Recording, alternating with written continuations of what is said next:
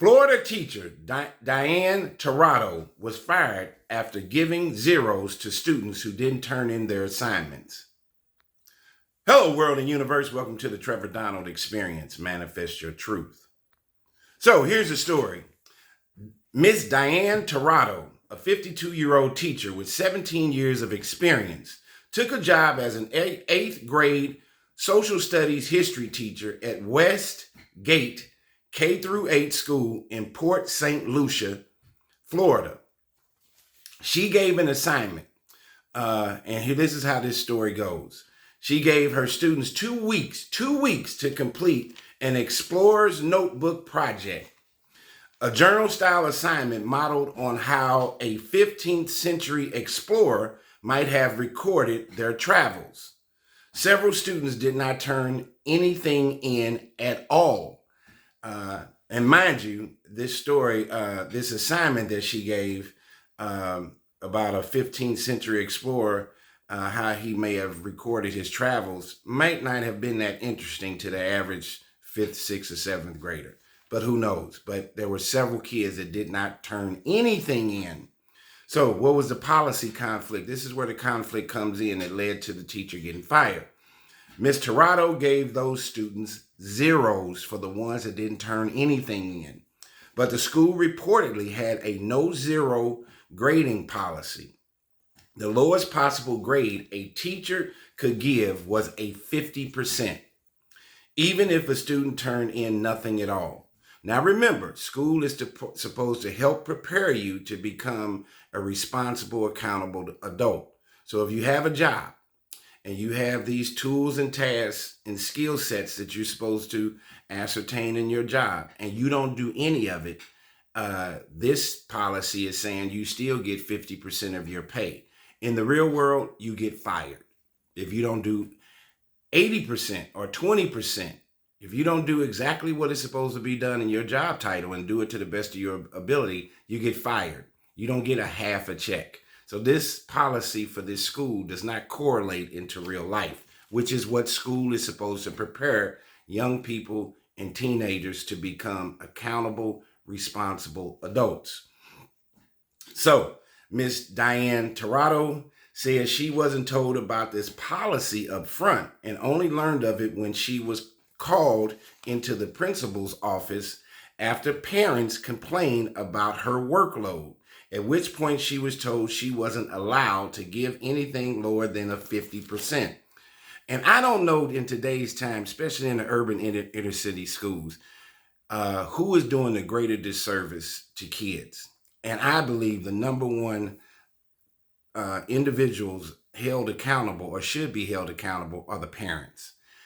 These young parents these days are worse than their children, and they're creating uncontrollable, unmanageable, semi-mentally ill children today. They have never heard the word no.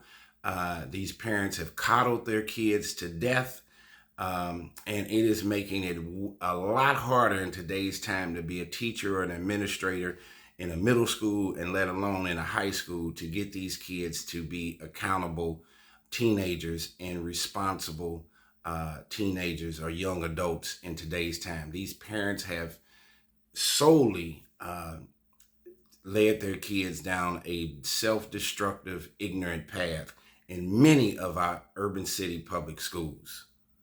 So as a result of these parents complaining that there was too much work, the lowest grade you could give, even if they turned nothing in, was a 50%, and the teacher didn't even know about it.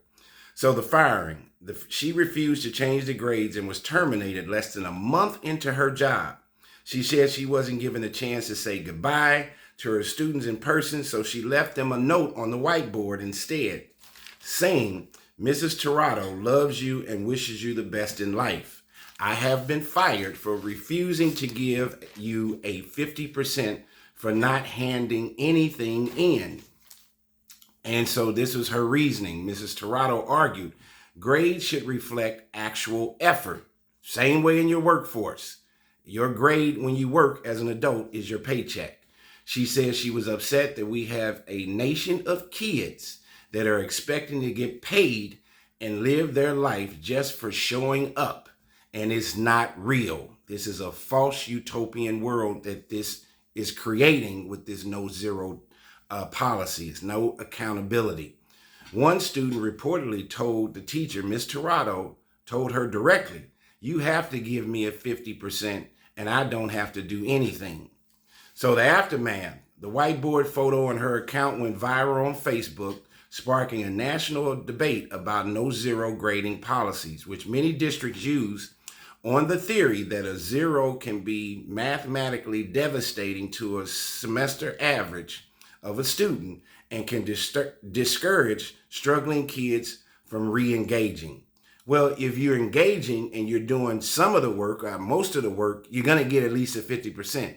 This no zero policy is if you don't do anything, you still get a 50%. Why would that encourage any student, let alone a struggling student, to want to do anything? They're going to get a 50% just for showing up. That's not real life. We're preparing these kids for failure. Mrs. Tirado never got the job back, but continued speaking publicly about grading reform. No zero policies remain fairly common in schools today. And the debate she sparked, accountability versus second chances for kids. So she still never got her job back. Been a teacher for 17 years, a full-grown adult who could help these kids become mature emotionally, physically, intellectually, all of those components to help you be a thriving, positive adult.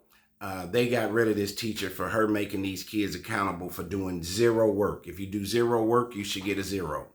So as we are fastly approaching, I did this story because as we are fastly approaching a new school year for kids, I have to ask the question, what is happening to our U.S. public schools, falling apart and failing our children? This no zero policy is ridiculous and not applicable to real life.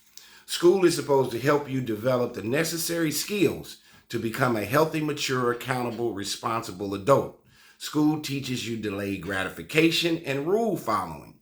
For example, you start school in August and you do all these homework assignments and test taking, and in December or January, you get rewarded with your grade for those classes. The effort you put in should equal the rewards you get out. If you did nothing, then you should get nothing. That's how life works. No pain, no gain. Your sweat equity produces your results. We have removed pain and suffering and the word no from our zygous and or our axiom of life. We have coddled these kids today to be soft, and that we adults have killed these kids' desire to have struggle. Hear the word no. Have purpose, and for them to have purpose in their lives. You cannot have purpose in life without failure, struggle, and some pain. You learn more from your failures and losses in life than if you had a complete autonomous life with 100% success. You don't learn anything from that. You learn from your failures. You want to learn the purpose of life. If everything is always good or great for you, you don't learn anything. And even Mother Nature understands the evolution of life through struggle. That's why we have the changing of the 4 seasons. Spring turns into summer, summer turns into fall, and fall turns into winter. And the cycle starts all over every year. And what does this mean? Well, the ultimate struggle and pain is death. And Mother Nature is showing us every year that things have to die in order to make room for new growth. One cannot completely grow and mature without some struggle, some pain, some difficulty in life. Removing some pain and suffering, then life has no meaning. The day you stop learning is the day you stop living. In order to turn your light on, then you have to continue learning. Kids in the urban inner city schools that are in the 9th grade in today's time, many are reading on a 4th grade level. The average ACT score in these urban markets is a 13 out of 36, perfect score. It's rumored that in many public schools, if you don't give the teacher any problems and stay quiet in the classroom, then that student is guaranteed a B grade for that class, even if they haven't put in much work or effort. Schools have gotten rid of cursive writing. And with the advancements of technology and AI, we're going to lose an entire generation of kids that will not be employable, which is going to increase the rate of gun violence, incarceration, and death. Look at that line behind me. And what does his face show you? Resilience, fortitude, purpose, a protector. He or she, the male or female lion, fails 70% of the time that they are trying to make a kill in order to feed the pride. The lion learns from his or her mistakes in hunting. If you know better, then you will do better. So that face on that line behind me shows a level of a purpose-driven life. What is he here for? And he learns from his mistakes. The Bible says suffering can produce character.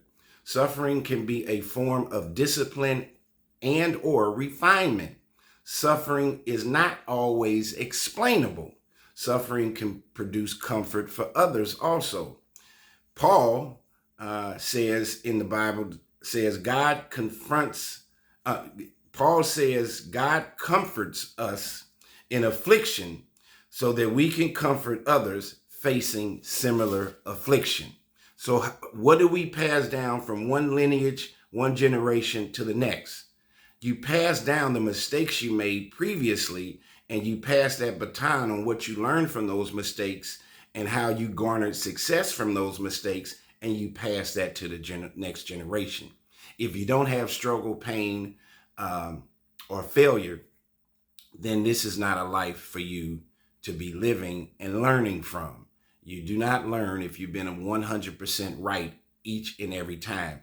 You learn from your mistakes to get it right. Tell me what you think of this story of this teacher that got fired after giving zeros to students who didn't turn in their work assignments due to a no-zero policy at this school in Port St. Lucie, Florida. She had been a teacher for 17 years and they let her go. We are creating very, very soft, immature, unintellectual kids today that are not going to be prepared for the future workforce of tomorrow.